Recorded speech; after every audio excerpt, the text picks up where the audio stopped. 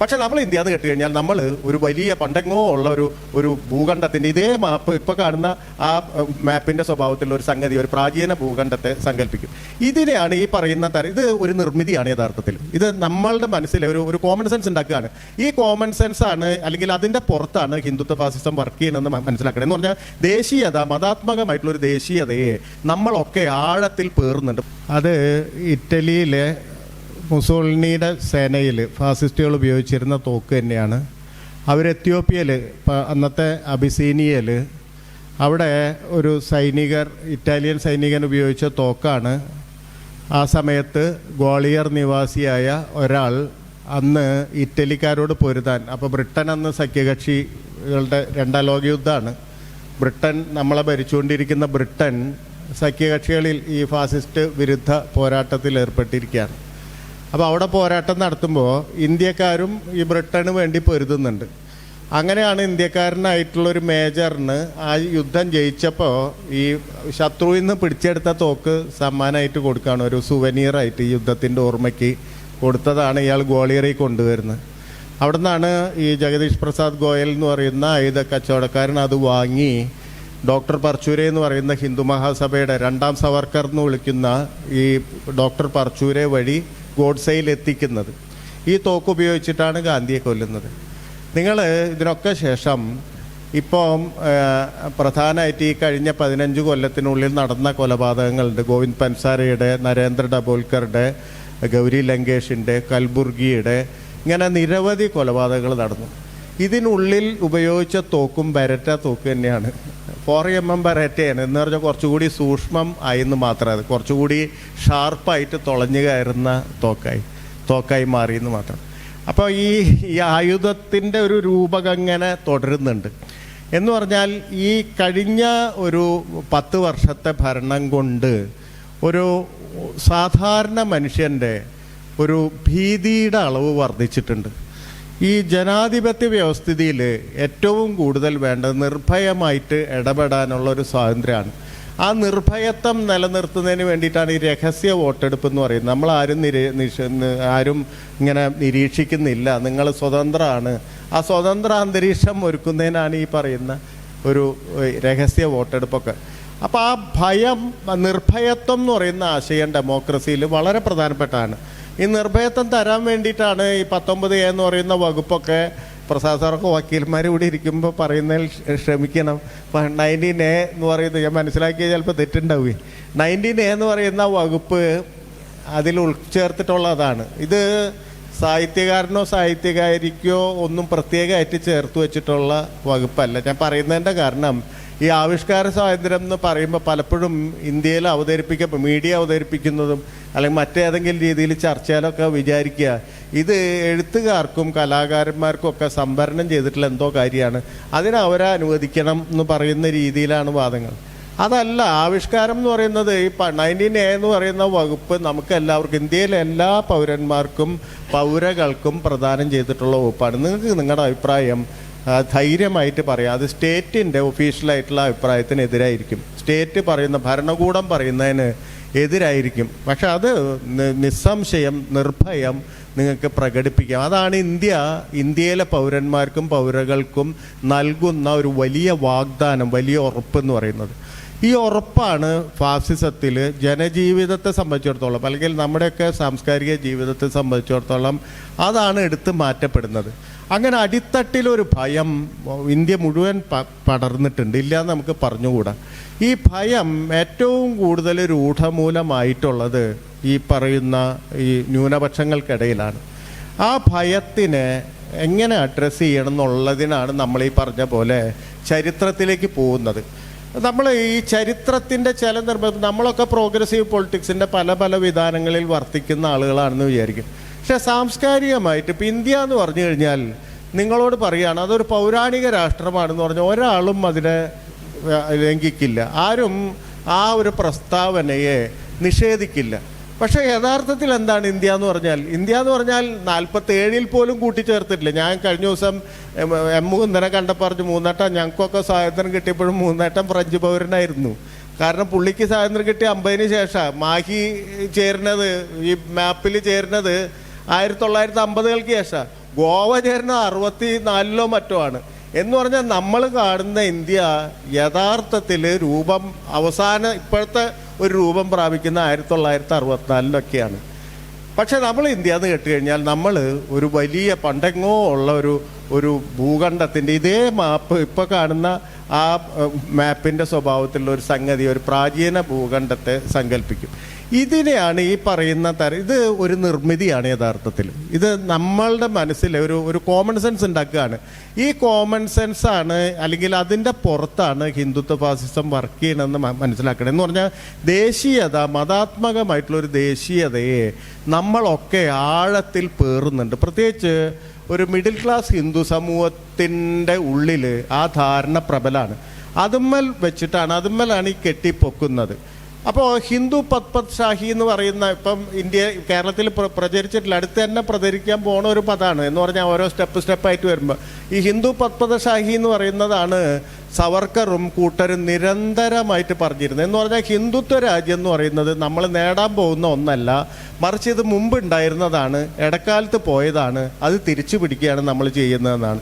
ശിവജി ഹിന്ദു പത്പത് ഷാഹി പ്രത്യേകിച്ച് മറാത്ത ദേശീയതയുടെ ഒരു വലിയ വ്യക്താവായിട്ട് എല്ലാവരും അംഗീകരിച്ച ഒരു സംഗതി, ഒരു ബിംബമായതുകൊണ്ട് തിലകൊക്കെ അത് എടുത്ത് ഉപയോഗിച്ചിട്ട് സ്വാതന്ത്ര്യ സമരത്തിലൊക്കെ ശിവജിയുടെ ഒരു വലിയ ബിംബമുള്ളതുകൊണ്ട് ഹിന്ദു പത്പത് ഷാഹി എന്ന് പറയുന്ന ഹിന്ദു സാമ്രാജ്യം കെട്ടിപ്പൊക്കിയ ശിവജിയെ തോൽപ്പിച്ചാണ് ബ്രിട്ടീഷുകാർ വന്നത് എന്ന് പറയുന്ന ഒരു നരേറ്റീവാണ് സവർക്കർ വളരെ എളുപ്പത്തിൽ അത് പടർത്താൻ സാധിച്ചു. ഇപ്പം വിനോദ് പറഞ്ഞു, ഈ നമ്മുടെ 21 കലാപത്തെക്കുറിച്ച് മായാക്യ ത്യാച്ച എന്ന് പറയുന്ന നോവല്, ഞാൻ എന്തുകൊണ്ട് കരുതിയിരിക്കണം എന്ന് പറയുന്ന നോവല് കേരളത്തിൽ ഒരാൾക്കും അറിയില്ല അങ്ങനെ ഒരു നോവൽ വന്നത്. പക്ഷെ നോർത്ത് ഇന്ത്യ മുഴുവൻ അത് പരന്ന നോവലാണ്. എന്ന് പറഞ്ഞാൽ അത് മുസ്ലിങ്ങൾ കേരളത്തിൽ ഈ മുഴുവൻ അതായത് മുഴുവൻ ഹിസ്റ്റോറിക്കൽ നോവൽ എന്ന വ്യാജേന ഭാവനാത്മകമായിട്ടുള്ള മുസ്ലിങ്ങളെ വലിയ ഡെമൺസായിട്ട്, വലിയ അസുരരായിട്ട് ചിത്രീകരിച്ചിട്ടുള്ള ഒരു നോവലാണ്. അതിൽ പോലും സവർക്കർ ചെയ്യുന്നത് ഈ ഹിന്ദുത്വത്തിനെ നിലനിർത്തുന്നത്, പ്രത്യേകം ശ്രദ്ധിക്കണത്, കേരളത്തിൽ നിലനിർത്തുന്നത് സവർണരല്ല, മറിച്ച് ഈ സവർണരുടെ ദൗർബല്യത്തെയാണ് മുസ്ലിങ്ങൾ മുതലെടുക്കുന്നതെന്ന് പറഞ്ഞിട്ട് അവർണരുടെ വീര്യമാണ് യഥാർത്ഥത്തിൽ ആ നോവലിൽ ഹിന്ദുത്വത്തെ സംരക്ഷിച്ചിരുത്തുന്നത്. എന്ന് പറഞ്ഞാൽ സവർക്കറുടെ പ്രോജക്റ്റ് എന്നതാണ് ഹിന്ദു റൈസിസം ഉണ്ടാക്കുക. ഹിന്ദു റൈസിസം ഉണ്ടാക്കണമെങ്കിൽ ജാതിഘടനയെ മൂടി വെക്കണം, ജാതിഘടന ഇല്ലാതാക്കല്ല, ജാതിഘടനയെ ആന്തരവൽക്കരിക്കണം. ഈ ഏറ്റടിയിലുള്ളവനും അത് ആന്തരവൽക്കരിച്ച് കഴിഞ്ഞാൽ പ്രത്യക്ഷമായിട്ട് ജാതിയൊന്നുമില്ല എന്ന് തോന്നും. ഈ 7 ഷാക്കിൾസ് എന്ന് പറയുന്ന ഈ പറയുന്ന 7 വിലക്കുകളുടെ 7 ബന്ദികൾ എന്ന് പറയും. സ്പർശബന്ദി, വേദോക്ത ബന്ദി, ബേട്ടി ബന്ദി എന്നൊക്കെ പറയുന്ന, ഇപ്പം കല്യാണം കഴിക്കാൻ പാടില്ല, അന്യോന്യം കടൽ കടക്കാൻ പാടില്ല, വേദം കേൾക്കാൻ പാടില്ല, ഇങ്ങനെ 7 വിലക്കുകൾ ഈ മനുവാദത്തിൽ നിന്നിരുന്നു. ഈ 7 വിലക്കും എടുത്തു കളയാനാണ് സവർക്കർ പറയുന്നത്. 7 വിലക്കും എടുത്തു കളഞ്ഞോ, നിങ്ങൾ വേദം അടിയിലുള്ളവരെ പഠിപ്പിക്കുക, മഹറിനെ പഠിപ്പിക്കുക, മഹർ ഉദ്ഘോഷിക്കട്ടെ, ആര്യമഹത്വം മഹറാണ് ഉദ്ഘോഷിക്കേണ്ടത്. ആ തരത്തിലുള്ള റേസിസം ആണ് അവർ വർക്ക് ചെയ്യാൻ ആരംഭിച്ചത്. അപ്പം ഹിന്ദു പത്പത് ഷാഹി എന്ന് പറയുമ്പോൾ, അല്ലെങ്കിൽ ഹിന്ദുത്വം എന്ന് പറയുന്നത് എത്തിപ്പിടിക്കേണ്ട ഒരു സ്വപ്നമായിട്ടല്ല, മറിച്ച് ഇവിടെ മുൻപ് നിലനിന്നിരുന്ന, ഇടക്കാലത്ത് മുസ്ലിം ആക്രമണവും മറ്റ് വഴിയും പോയിരുന്ന ആ ഹിന്ദു സാമ്രാജ്യത്തെയാണ് തിരിച്ചു പിടിക്കേണ്ടത്. അപ്പോൾ ഡെമോക്രസി യഥാർത്ഥത്തിൽ 47 കിട്ടിയ ജനാധിപത്യം യഥാർത്ഥത്തിൽ ഈ ഹിന്ദു സാമ്രാജ്യത്തെ നീട്ടി വെക്കുകയാണ് ചെയ്തതെന്നാണ് RSS അതിൻ്റെ കേഡേഴ്സിനെ പഠിപ്പിക്കുന്നത്. എന്ന് പറഞ്ഞാൽ നമ്മൾ പറയുന്ന ഈ ഗാന്ധി ആയാലും നെഹ്റു ആയാലും അംബേദ്കർ ആയാലും മറ്റ് നേതാക്കളായാലും അവർ ചെയ്തിട്ടുള്ള തെറ്റ് എന്ന് പറയുന്നത് പാകിസ്ഥാൻ പോലെ ഒരു ഇസ്ലാമിക രാഷ്ട്രം ഉണ്ടായിപ്പോയപ്പോൾ ബാക്കി വരുന്ന കഷ്ണം ഹിന്ദുരാഷ്ട്രം സ്വാഭാവികമായിട്ട് ആകേണ്ടതായിരുന്നു. അതിനെ തടഞ്ഞു നിർത്താൻ ഈ പറയുന്ന ഇന്ത്യയിലെ എല്ലാ വലിയ നേതാക്കളും, എല്ലാ രാഷ്ട്രീയ കക്ഷികളും, കോൺഗ്രസ്സുകാരും കമ്മ്യൂണിസ്റ്റുകാരും സോഷ്യലിസ്റ്റുകാരും ഒന്നിച്ച് പ്രവർത്തിച്ചു എന്നുള്ളതാണ് അവരുടെ ഇന്റേണലായിട്ടുള്ള പഠിപ്പിക്കൽ എന്ന് പറയുന്നത്. എന്ന് പറഞ്ഞാൽ ഡെമോക്രസി ഹിന്ദു പത്പത് ഷാഹിക്കെതിരാണ്. അത് മുസ്ലിം ഭരണത്തിൻ്റെ തുടർച്ചയാണ്. യഥാർത്ഥത്തിൽ ഈ പറയുന്ന മുസ്ലിം ഭരണത്തിൻ്റെ തുടർച്ചയാണ്. ഇപ്പം ഇവിടെ നമുക്കൊരു വലിയ പ്രശ്നമാണ്. ഇത് മുഴുവൻ മതങ്ങൾ വെച്ചിട്ടുള്ള കളിയാണ്. അപ്പോൾ അതുകൊണ്ട് ഹിന്ദു മുസ്ലിമിനെ പറ്റിയ അഭിപ്രായം പറയുമ്പോൾ, മുസ്ലിം ഹിന്ദുവിനെ പറ്റിയ അഭിപ്രായം പറയുമ്പോൾ, അല്ലെങ്കിൽ ക്രിസ്ത്യൻ ഹിന്ദുവിനെ പറ്റിയൊക്കെ അഭിപ്രായം പറയുമ്പോൾ ഇതൊക്കെ വഴിതെറ്റിച്ച് വിടാൻ വളരെ എളുപ്പത്തിൽ സാധിക്കും. കാരണം സെൻസിറ്റീവായിട്ടുള്ള ഏരിയ ആണ്. നമ്മൾ പ്രധാനമായിട്ട് മനസ്സിലാക്കുന്നത് ഒരു ജനാധിപത്യത്തിൽ ഇവിടെ നമ്മൾ സംസാരിക്കുന്ന ഹിന്ദു മുസ്ലിം സ്ത്രീ പുരുഷൻ അല്ലെങ്കിൽ ക്ലാസിൻ്റെ ഡിഫറൻസ്, പണമുള്ളവൻ പാവപ്പെട്ടവൻ, ഇതൊക്കെ സംസാരിക്കുമ്പോൾ ഡെമോക്രസിയിൽ ഇത് വർക്ക് ചെയ്യുന്നത് മെജോറിറ്റി എങ്ങനെ മൈനോറിറ്റിയോട് പെരുമാറണം എന്നാണ്. ഗാന്ധി ഊന്നി പറഞ്ഞിട്ടുള്ള കാര്യം അതാണ്. ഒരു ഡെമോക്രസി വർക്ക് ചെയ്യണമെങ്കിൽ അതിൻ്റെ ഉള്ളിലെ മെജോറിറ്റി പലതരത്തിലുള്ള മെജോറിറ്റി ആവും. ചിലപ്പോൾ ഭാഷാപരമായിട്ടുള്ള മെജോറിറ്റി ആവും, ഹിന്ദി വാദമായിരിക്കും. അപ്പോൾ ഹിന്ദി കൂടുതൽ ആളുകൾ സംസാരിക്കുന്നതുകൊണ്ട് ഇന്ത്യ മുഴുവൻ ഹിന്ദി സംസാരിക്കണം. അല്ലെങ്കിൽ പറയുന്ന പോലെ ഇപ്പോൾ ഒരു ജെൻഡറിൻ്റെ ഇക്വാലിറ്റി, പുരുഷനാണ് ഭുജബലം ഉള്ളതുകൊണ്ട് പുരുഷൻ പറയുന്ന സ്ത്രീ അനുസരിക്കണം. അല്ലെങ്കിൽ എണ്ണത്തിൽ കൂടുതൽ ഹിന്ദുക്കളായതുകൊണ്ട് ഹിന്ദു പറയുന്നത് ഈ പറയുന്ന മറ്റ് മതവിഭാഗം ന്യൂനപക്ഷങ്ങൾ അനുസരിക്കണം. ഇത് ഒരിക്കലും ഡെമോക്രസിയിൽ അത് ഡെമോക്രസിയെ നശിപ്പിക്കുകയുള്ളൂ എന്നാണ് ഗാന്ധി നിരന്തരം പറഞ്ഞുകൊണ്ടിരിക്കുന്നത്. അതുകൊണ്ട് നമ്മൾ മനസ്സിലാക്കേണ്ടത് ഇത് മെജോറിറ്റി മൈനോറിറ്റി എന്ന് പറയുന്ന ആശയം എങ്ങനെയാണ് ഒരു ഡെമോക്രസിയിൽ ഇരിക്കുക എന്നുള്ളതാണ് നമ്മൾ നോക്കേണ്ടത്. നമ്മുടെ നീതിയുടെ അടിസ്ഥാനം അതാണ്. അത് ചിലപ്പോൾ ഈ പറയുന്ന പോലെ മതമായിട്ട് വരും, ജെൻഡറായിട്ട് വരും, പലതരത്തിലുള്ള അൺഈക്വാലിറ്റി ആയിട്ട് വരും. അവിടെ ഇത് നമ്മൾ ഒരു ജനകീയമായി ഏറ്റെടുക്കുമ്പോൾ മാത്രമേ, കേരളത്തിൻ്റെ ചരിത്രം നോക്കിയാൽ അറിയാം നിങ്ങൾക്ക്, ജനങ്ങൾ ഒരു പാഠശാലയാകുമ്പോഴാണ് ഇത് മുഴുവൻ വലിച്ചെറിയുന്നത്. കേരളത്തിൽ എന്താ മാറ്റം ഉണ്ടായത്? കേരളത്തിൽ ഈ റിനൈസൻസ് നമ്മൾ നിരന്തരം പറഞ്ഞുകൊണ്ടിരിക്കുമ്പോൾ ഈ ലോകത്ത് ഒരിടത്തും റിനൈസൻസ് ഇല്ലാതെ കേരളത്തിൽ മാത്രം ഉണ്ടായ പ്രോസസ്സൊന്നും അല്ലത്. അങ്ങനെ ഒരു പ്രക്രിയയല്ല. കേരളത്തിൽ മാത്രമല്ല ശ്രീനാരായണ ഗുരു പോലത്തെ ആളുണ്ടായത്. ഇപ്പം മറാഠി ഈ സവർക്കറൊക്കെ ജനിച്ച മറാത്ത സംസ്ഥാനം നോക്കുകയാണെങ്കിൽ മഹാത്മാ ഫൂലെ പോലെയുള്ള വലിയ ആളുകൾ ഉണ്ടായിട്ടുണ്ട്, BR അംബേദ്കർ ഉണ്ടായിട്ടുണ്ട്. എന്നിട്ട് എന്താ അവിടെ മാറ്റം ഉണ്ടാവാഞ്ഞ്? ഇതുപോലെ ഒരു ഡ്രാസ്റ്റിക് ചേഞ്ച് ഇല്ല കഴിഞ്ഞത്. കേരളത്തിൽ എറണാകുളത്ത് താമസിച്ചിരുന്ന ഒരു വലിയ കവി വൈലോപ്പിള്ളി, എറണാകുളത്ത് കലൂര് ജനിച്ച വൈലോപ്പിള്ളിയുടെ ആത്മകഥയിൽ ഒരു ഭാഗമുണ്ട്. മഹാരാഷ്ട്രയിൽ പഠിക്കുമ്പോൾ ഇവിടെ നിന്ന് നടന്നിട്ടാണ് കലൂർക്ക് പോവുക. അപ്പോൾ ഇങ്ങനെ ഇടവഴി കൂടെ നടന്നു പോകുമ്പോൾ ആ കലൂർ എത്താറാവുമ്പോൾ ചിറ്റൂർ ഭാഗത്തോ മറ്റോ ആണ്, ചിറ്റൂർ റോഡിൻ്റെ ഭാഗമാണെന്നാണ് ഞാൻ മനസ്സിലാക്കിയിട്ടുള്ളത്. അവിടെ ലൈബ്രറിയിൽ ഈഴവ യുവാക്കൾ ഇങ്ങനെ പുസ്തകം വായിച്ച് സന്തോഷമായിട്ട് പല ലോകകാര്യങ്ങളും ചർച്ച ചെയ്യുന്നു. ഞാൻ ഈ സവർണ സമുദായത്തിൽ ജനിച്ചു എന്ന് പറയുന്ന ഞാൻ അമ്മാവനെ പേടിച്ച് ഈ വേഗം വീട്ടിലെത്താൻ തോന്നുന്നു. ഇവർക്ക് ആരെയും പേടിയില്ലാണ്ട് ലോകകാര്യങ്ങൾ ചർച്ച ചെയ്യുന്നു. അടുത്ത ജന്മം എന്നെ ഈഴവനായിട്ട് ജനിപ്പിക്കണേന്ന് വിചാരിക്കുന്നുണ്ട് വൈലോപ്പിള്ളി. ഇതാണ് റിനൈസൻസ് എന്ന് പറയുന്നത്. എന്ന് പറഞ്ഞാൽ ലോകത്തൊരിടത്തും വിചാരിക്കാത്ത, അല്ലെങ്കിൽ ഇന്ത്യയിൽ ഈ പറയുന്ന ജാതി ചാതുർവർണ്ണ ഉള്ളിടത്ത് ഒരിടത്തും വിചാരിക്കില്ല. എപ്പോഴും അപ്പർ കാസ്റ്റ് ആവാനാണ് അല്ലേ. അവിടെ ജയിച്ച നമ്മുടെ ഈ പറഞ്ഞ MP പറഞ്ഞത് എനിക്ക് അടുത്ത ജന്മം ബ്രാഹ്മണനായിട്ട് ജനിക്കണം എന്നാണ് അല്ലേ. ഇതാണ് പറയുന്നത്. ഇവിടെ നേരെ തിരിച്ച് എനിക്ക് താഴ്ന്ന ജാതിയിൽ ജനിക്കണം എന്ന് പറയാണ്. എന്ന് പറഞ്ഞാൽ സോഷ്യൽ മൊബിലിറ്റി അവിടെയാണ്. ഇവിടെ കിട്ടിയിട്ടില്ല, ഇവിടെ പൊട്ടിയിട്ടില്ല, അവിടെ പൊട്ടി. അപ്പം ആ സാധനം എങ്ങനെ സംഭവിച്ചു എന്ന് ചോദിച്ചു കഴിഞ്ഞാൽ നേതാക്കളുള്ളതുകൊണ്ട് മാത്രം നടന്നതല്ല, അത് ജനതയുടെ ഉള്ളിൽ ആ പ്രോസസ്സ് നടന്നു. അതാണ് റിനൈസൻസ് പ്രോസസ്സ് എന്ന് പറയുന്നത്. എല്ലാ രാഷ്ട്രീയ പ്രോസസ്സും അതാണ്. ജനത ഏറ്റെടുക്കുമ്പോഴാണ്. അതുവരെ ജ്ഞാനം എന്ന് പറഞ്ഞാൽ തലയ്ക്ക് മുകളിലുള്ളതാണ്, അതുവരെ ഡെമോക്രസി എന്ന് പറഞ്ഞാൽ തലയ്ക്ക് മുകളിലുള്ളതാണ്, അതുവരെ സെക്യുലറിസം തലയ്ക്ക് മുകളിലുള്ളതാണ്. നമ്മൾ ഭരണഘടനയിൽ വന്നതുകൊണ്ട് മാത്രം, അല്ലെങ്കിൽ ഭരണഘടനയിൽ എങ്ങനെ വന്നു എന്ന് നമ്മളത് പഠിക്കണം. കാരണം ഇന്ത്യയിൽ സെക്യുലർ സമരങ്ങളുണ്ടായി. സ്വാതന്ത്ര്യ സമരം എന്ന് പറയുന്നത് സെക്യുലർ സമരമാണ്. എല്ലാ മനുഷ്യരും ഒന്നിച്ച് നിൽക്കുന്നുണ്ട്. അങ്ങനെയാണ് സ്വാതന്ത്ര്യം കിട്ടിയത്. അപ്പോൾ സ്വാഭാവികമായിട്ട് അതിൻ്റെ മാനിഫെസ്റ്റേഷൻസ് ഭരണഘടനയിൽ വരുന്നു. അപ്പോൾ ഈ സംഗതി പഠിക്കണം. എന്ന് പറഞ്ഞാൽ ക്ലാസ് മുറിയിലല്ല ജ്ഞാനം, പുറത്താണ്. ക്ലാസ് മുറിയിലല്ല വിവേകം, പുറത്താണ്. എല്ലാ രാഷ്ട്രീയവും പുറത്താണ്. ജനതയ്ക്കുള്ളിലാണ് രാഷ്ട്രീയം, ജനതയ്ക്കുള്ളിലാണ് സംസ്കാരം, ജനതയ്ക്കുള്ളിലാണ് എല്ലാ സംഭവങ്ങളും, രാജ്യത്തെ സംബന്ധിച്ച ഭാവിയും എല്ലാ കാര്യങ്ങളും അതാണ്. ആ കാര്യത്തിലേക്ക് നമ്മൾ കൊണ്ടുവരണം. ജനതയ്ക്ക് ശക്തി കൊടുക്കണം. ജനതയെ നിഷ്പ്രഭമാക്കുന്ന ഒന്നായിട്ടാണ് ഈ പ്രൊപ്പഗാൻഡ പൊളിറ്റിക്സ് മാറിയത്. എന്ന് പറഞ്ഞാൽ ജനക്കൂട്ടം എന്ന് പറഞ്ഞാൽ നമുക്ക് 4-5 ഈ പറയുന്ന സോഫ്റ്റ്വെയർ ഹാൻഡിൽസും അതും ഉണ്ടെങ്കിൽ ജനതയെ നമുക്ക് എൻജിനീയറിങ് ചെയ്തെടുക്കാവുന്ന ഒരു ഘടകം മാത്രമാണെന്നാണ് ഹിന്ദുത്വ ഫാസിസം വിചാരിച്ചത്. അതുകൊണ്ടാണ് എല്ലാ മീഡിയയും 400 തലേദിവസം പോലും 400 സീറ്റ് 350+ സീറ്റ് എന്നൊക്കെ പറഞ്ഞിട്ട് റിസൾട്ട് വരുമ്പോൾ പൊളിഞ്ഞു പോകുന്നത്. അതുകൊണ്ടാണ് ജനത എന്ന് പറയുന്ന ഒരു ആശയം നമ്മൾ തിരിച്ചു കൊണ്ടുവരണം, ബോധപൂർവം തിരിച്ചു കൊണ്ടുവരണം. ആ ജനങ്ങളുടെ അധികാരം എന്ന് പറയുന്ന ആശയം തിരിച്ചു കൊണ്ടുവരണം. അങ്ങനെ ഓരോ മനുഷ്യരും തലച്ചോറുള്ള ആളുകളാണ്. തലച്ചോറെന്ന് പറഞ്ഞാൽ ചെറിയ സംഗതിയല്ല.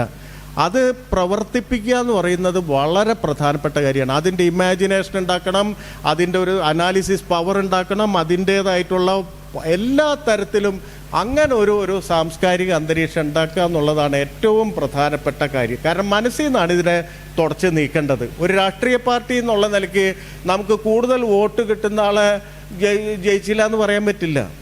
അയാളെ നമ്മൾ നിഷേധിച്ചു എന്ന് പറഞ്ഞാൽ അയാളുടെ പവർ പോവോ? ഇല്ല. കൂടുതൽ വോട്ട് കിട്ടുന്ന ആൾ ജയിക്കുക. അത് ജനാധിപത്യത്തിലൊരു സംഗതിയാണ്, ആരായാലും ആയാലും ബി ആയാലും. അപ്പം അതുകൊണ്ട് ഈ രാഷ്ട്രീയം തുടച്ച് നീക്കണമെങ്കിൽ മനസ്സിൽ നിന്ന് എടുത്ത് കളയണം. ആ പ്രോസസ്സ് ആണ്, അത് ദീർഘകാലമാണ്, അത് തുടർച്ചയുള്ളതാണ്. അത് ചിലപ്പോൾ നമുക്ക് തോന്നും അത് ആവശ്യമില്ലാത്തതാണെന്ന് തോന്നും. ഇപ്പം 51-52 ഇലക്ഷനിൽ 3 സീറ്റാണ് ഈ പറയുന്ന ഹിന്ദു മഹാസഭയ്ക്ക് കിട്ടിയത്. 3 സീറ്റ് ജനസംഘത്തിനും 3 സീറ്റ് അന്ന് രാമരാജ്യ പരിഷത്ത് എന്ന് പറയുന്ന ഈ പറയുന്ന ഇയാളുടെ എന്താ യോഗി ആദിത്യനാഥിൻ്റെ മുൻഗാമികളുടെ ഒരു പാർട്ടി, സന്യാസികളുടെ പാർട്ടി ഉണ്ടായിരുന്നു. 9 സീറ്റാണ് ആകെ കിട്ടിയത് 51-52 ഇലക്ഷനിൽ. മൂലക്കിരുന്നു. അന്ന് ഏറ്റവും വലിയ പ്രതിപക്ഷ പാർട്ടിയായിരുന്നു കമ്മ്യൂണിസ്റ്റ് പാർട്ടി. പ്രതിപക്ഷ നേതാവ് AKG ആയിരുന്നു അന്ന് ഈ 51-52 ഇലക്ഷൻ കഴിഞ്ഞപ്പോൾ. 9 സീറ്റാണ്. ആരും ശ്രദ്ധിക്കുന്നില്ല, തൂത്തുപോയി എന്ന് വിചാരിച്ചു. അന്ന് ജവഹർലാൽ നെഹ്റുവിനോട് അമേരിക്കയിൽ നിന്ന് ഒരു ഇൻ്റർവ്യൂ ഉണ്ട്. അതിൽ ചോദിക്കുന്നുണ്ട്, നിങ്ങളുടെ എതിരാളികൾ കമ്മ്യൂണിസ്റ്റുകാരെയാണോ നിങ്ങൾ പേടിക്കുന്നത്? കാരണം അന്ന് കമ്മ്യൂണിസം ലോകത്തിൻ്റെ ഒരു വലിയ സ്വപ്നം ആണ്. എല്ലാ ഭൂഖണ്ഡങ്ങളിലും കമ്മ്യൂണിസത്തിലേക്ക് മുന്നേറിക്കൊണ്ടിരിക്കുകയാണ്. നെഹ്റുവിൻ്റെ മറുപടി വളരെ വളരെ ഫാർ ഇൻസൈറ്റ്ഫുൾ ആയിരുന്നു. നെഹ്റു പറഞ്ഞു, ഡെമോക്രസിയിൽ വോട്ട് കിട്ടുന്ന ആൾ ജയിക്കും. അത് അവരുടെ പ്രവർത്തനം പോലെ ഇരിക്കും. ജനതയുടെ വിശ്വാസം ആർജിക്കുന്ന ഏത് പാർട്ടിയും ജയിക്കും, കൂടുതൽ വോട്ട് കിട്ടും. പക്ഷേ നമ്മൾ എതിർക്കേണ്ട ഒരു കൂട്ടരിപ്പം അവിടെ ഇരിക്കുന്നുണ്ട്. അവരെ നമ്മൾ ആരും ഇപ്പം മൈൻഡ് ചെയ്യുന്നില്ല. അവരിപ്പം ഇപ്പം ഗാന്ധിവാദത്തോടു കൂടി മാർജിനലൈസ് ചെയ്യപ്പെട്ടു, മാറ്റി നിർത്തപ്പെട്ടു. അവരെയാണ് പേടിക്കേണ്ടത്. അതാണ് ഇന്ത്യയെ ഏറ്റവും കൂടുതൽ കീറി മുറിക്കാൻ പോകുന്ന കക്ഷികൾ അവരാണ്. അവരധികാരത്തിൽ വന്നാൽ ഇന്ത്യ വിൽ സർവൈവ്. ഇന്ത്യയിലൊരു ഘടന വെച്ചിട്ട് ഇന്ത്യ സർവൈവ് ചെയ്യും. ഇന്ത്യയിലൊരു ബഹുസ്വരതേനെ ആഴത്തിൽ തകർക്കാനൊന്നൊരു ഹിന്ദു റേസിസം വെച്ച് പറ്റില്ല എന്നാണ് നെഹ്റു അന്ന് പറയുന്നത്. അതുകൊണ്ട് ഇന്ത്യ വിൽ സർവൈവ്. പക്ഷേ അവരുണ്ടാക്കിയ പരുക്കുകളിൽ നിന്ന് ഇന്ത്യയെ രക്ഷപ്പെടുത്താൻ ഒരുപാട് പണിയെടുക്കണം എന്ന് പറയുന്നുണ്ട്. ഈ പരുക്കാണ് യഥാർത്ഥത്തിൽ ഇന്ന് ഇന്ത്യൻ ജനതയിലുള്ളത്. ഈ പറയുന്ന മനുഷ്യരുണ്ടാക്കിയ, ഈ പറയുന്ന ഐഡിയോളജി ഉണ്ടാക്കിയ പരുക്ക് എന്ന് പറയുന്നത് ചില്ലറയല്ല. നിങ്ങളുടെ കൂട്ടുകാരുടെ, നിങ്ങളുടെ വീട്ടിലെ കുറച്ച് സ്വകാര്യതയുള്ള വാട്സാപ്പ് ഗ്രൂപ്പുകളിലൊന്ന് ഇങ്ങനെ പോയി നോക്ക്. അവർ കുറച്ച് സ്വാതന്ത്ര്യം കിട്ടുമ്പോൾ പ്രകാശിപ്പിക്കുന്ന എന്താണെന്ന് നോക്ക്. നിങ്ങൾ ഈ പറയുന്ന പ്രോഗ്രസീവ് പൊളിറ്റിക്സോ പുറത്ത് പറയുന്ന ഒരു സംഗതി ആയിരിക്കില്ല. മറിച്ച് ഈ പറയുന്ന പ്രത്യേകിച്ച് ഹിന്ദു കുടുംബങ്ങളുടെയൊക്കെ വാട്സാപ്പ് ഗ്രൂപ്പൊക്കെ ആണെങ്കിൽ അതിൽ പണ്ട് നമ്മൾ പ്രോഗ്രസീവായി കണ്ട മനുഷ്യരൊക്കെ പതുക്കെ ഈ പറയുന്ന പോലെ, എന്നാലും അവർ പറയുന്ന പോലെ ഒരു ശരിയുണ്ട് കേട്ടോ എന്ന് പറയും അല്ലേ. ആദ്യം അങ്ങനെ ഒരു മെസ്സേജ് വരുമ്പോൾ എല്ലാവരും ചാടി കയറിയിട്ട് അങ്ങനെയല്ല. 4 ദിവസം കഴിയുമ്പോൾ പറയും ഒരു ശരിയുണ്ട് കേട്ടോ. പിന്നെ 5-ാം ദിവസം പറയും മുസ്ലിങ്ങൾക്ക് കുറച്ച് ആനുകൂല്യം ഇന്ത്യയിൽ കിട്ടുന്നുണ്ട്, വേറെ രാജ്യത്താണെങ്കിൽ കിട്ടുമോ അല്ലേ, ഗൾഫിൽ ഹിന്ദുക്കൾക്ക് ആനുകൂല്യം കിട്ടുന്നുണ്ടോ എന്നൊക്കെ പറയുന്ന ഒരു ബന്ധമില്ലാത്ത, ചരിത്രപരമായിട്ട് താരതമ്യപ്പെടുത്താൻ പറ്റാത്ത 2 സ്ഥലങ്ങളെയൊക്കെ താരതമ്യപ്പെടുത്തി ഇങ്ങനെ പറഞ്ഞുകൊണ്ടിരിക്കും. ക്രിസ്ത്യാനികൾക്ക് ഇവിടുത്തെ വിദ്യാഭ്യാസ കച്ചവടത്തിൽ വലിയ ലാഭം ഉണ്ടല്ലോ, അത് ശരിയല്ലേ എന്നൊക്കെ പറഞ്ഞിട്ട് ഇങ്ങനെ ഒരു നെറേറ്റീവ് പതുക്കെ പറഞ്ഞ് 5-ാമത്തെ ദിവസം ഈ പറയുന്ന ഈ ഏതോ ഹിന്ദുത്വ ഹാൻഡിൽ നിന്ന് വരുന്ന മെസ്സേജിനോട് നമ്മൾ സൈലൻസ് ആവും, നമ്മൾ നിശബ്ദമാവും, നമ്മൾ വിചാരിക്കും ഇതൊന്നും വർക്ക് ചെയ്യുന്നില്ല എന്ന്. ഇതാണ് ഒരർത്ഥത്തിലുള്ള ഈ പോസ്റ്റ് ട്രൂത്ത് പൊളിറ്റിക്സിൻ്റെ ഒരു മാർഗം എന്ന് പറയുന്നത്. അത് നമ്മളിൽ തന്നെ ഉറഞ്ഞു കിടക്കുന്ന, നമ്മളിൽ തന്നെ പലയിടത്തും ഉറങ്ങിക്കിടക്കുന്ന ചില ആധിപത്യ വിശ്വാസങ്ങളെ നമുക്ക് തന്നെ സൗകര്യമുള്ള ഒരു ജീവിതം ആണ് ഉണ്ടാവുക എന്നൊക്കെ പറയുന്ന പ്രലോഭിപ്പിക്കുന്ന തരത്തിൽ ഈ ഹിന്ദു മതത്തിനുള്ളിലെ വിവിധ വിഭാഗങ്ങളെ അതങ്ങനെ വന്ന് തൊടും. ആ പൊളിറ്റിക്സിനെതിരെ നിങ്ങളൊരു പൊളിറ്റിക്സ് പറയുന്നുണ്ടെങ്കിൽ അത് രാഷ്ട്രീയം മാത്രം പറഞ്ഞാൽ പോരാ, അത് ആഴത്തിലെ സാംസ്കാരിക രാഷ്ട്രീയം പറഞ്ഞു തുടങ്ങണം. അത് ഒരു ലോങ് പ്രോസസ്സാണ്. ചിലപ്പോൾ ചില സമയത്ത് വളരെ സങ്കീർണമായ പ്രോസസ്സാണ്. ചിലപ്പോൾ അത് ഈ പറഞ്ഞ പോലെ മുന്നോട്ട് നീങ്ങുന്നില്ല എന്ന് തോന്നും. പക്ഷെ അതിൽ പരമാവധി തലച്ചോറുകൾ ഇൻവെസ്റ്റ് ചെയ്യുക എന്നുള്ളതാണ് ഏറ്റവും ഈ കാലം കേരളത്തിൽ ആവശ്യപ്പെടുന്നത് എന്നാണ് പറയാൻ ശ്രമിച്ചത്.